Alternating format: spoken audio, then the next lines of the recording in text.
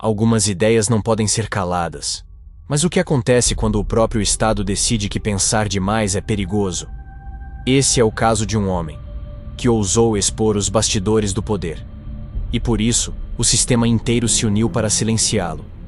Não com argumentos, mas com prisão, censura e esquecimento. Ele nasceu frágil. Antônio Gramsci veio ao mundo em 1891, numa das regiões mais pobres da Itália, a Sardenha. Era um menino de corpo pequeno, doente, com a coluna deformada. Mas sua mente crescia numa velocidade que ninguém conseguia acompanhar. Enquanto outras crianças corriam pelos campos, Gramsci passava horas mergulhado em livros. Com 11 anos, já fazia perguntas que incomodavam até os adultos. Ele não aceitava respostas prontas. Questionava tudo.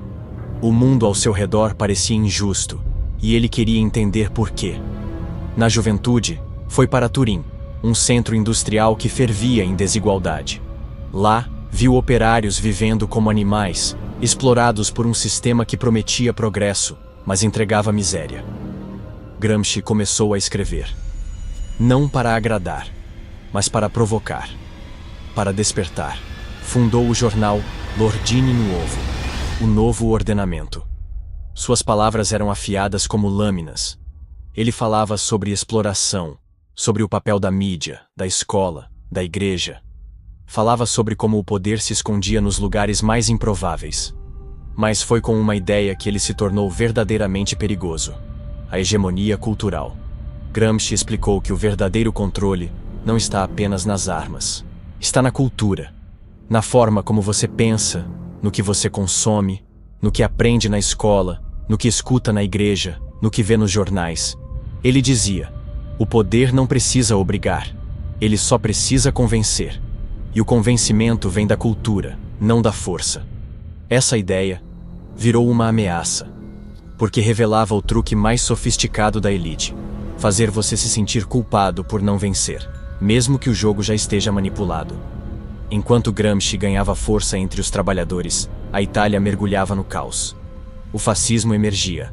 Mussolini, com seu discurso de força e ordem, começava a reunir poder. E Gramsci, com suas palavras, era um obstáculo. Mesmo assim, em 1924, Gramsci foi eleito deputado. Mas a imunidade parlamentar não o protegeu por muito tempo. Em 1926, o Estado decidiu que era hora de calar aquele cérebro. Foi preso por razões políticas. E no julgamento, o promotor declarou: devemos impedir esse cérebro de funcionar por 20 anos. Eles o isolaram. Colocaram-no numa cela fria, sem luz adequada, com saúde frágil. Mas não conseguiram impedir o que mais temiam. Ele continuou escrevendo. Durante os anos de prisão, Gramsci escreveu mais de 30 volumes à mão, os famosos Cadernos do Cárcere. Ali, ele desenvolveu ideias que ainda hoje parecem ousadas demais. Escreveu sobre como a escola molda o cidadão para obedecer, sobre como a religião pode servir ao poder, sobre como a linguagem define o que pode ou não ser pensado, sobre como o entretenimento, a arte, a mídia podem formar soldados do sistema sem que eles percebam. Gramsci antecipou o funcionamento da sociedade de controle antes mesmo de termos internet, algoritmos ou redes sociais. Ele não era um revolucionário cego. Criticava tanto a direita autoritária quanto a esquerda dogmática. Para ele, a transformação verdadeira precisava acontecer primeiro na consciência, e só depois nas ruas. Mas seu corpo já não suportava. Doente, enfraquecido, com dores constantes. Gramsci morreu em 1937, aos 46 anos. Sozinho, silenciado.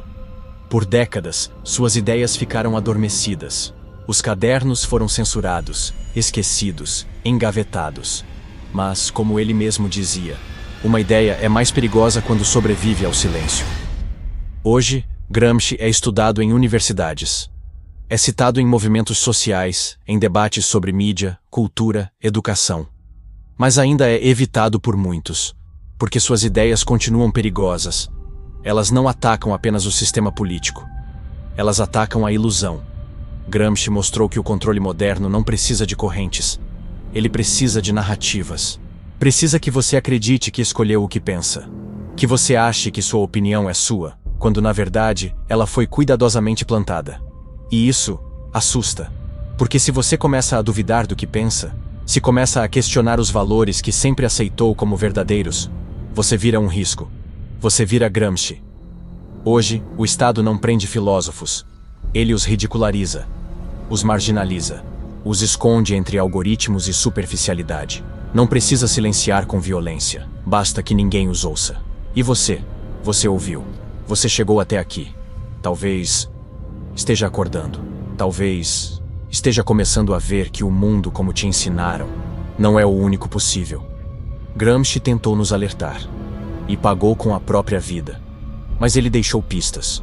Pistas nas palavras, nos papéis sujos de prisão, nas frases que nunca foram ditas em praça pública.